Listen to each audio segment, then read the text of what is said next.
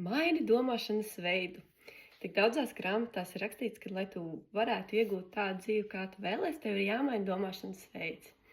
Labi, kā to mainīt?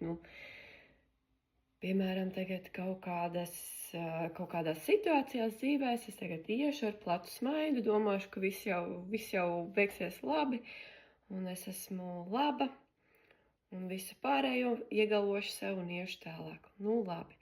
Es tā dzīvoju nedēļu, 2 mēnešiem, bet tāpat tās manī atgriežas šī sajūta, es to vienu dienu noraudos, tad es atkal saņemos un eju tālāk. Šis stāsts par mani. Bet kāpēc tas nestrādā? Tas nestrādā tāpēc, ka šī sajūta jau manī dzīvo.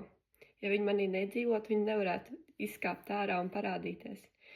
Tāpēc šis zemapziņas terapijas veids ir vienīgais veids, kurā speciālists atrod to sakni, izrok, dziedina, un tu jau vari ar jaunu skatu iet tālāk dzīvē, vairs šo sajūtu nepiedzīvot, protams, ar savu apzināto prātu, nedarot tās pašas lietas, ko iepriekš.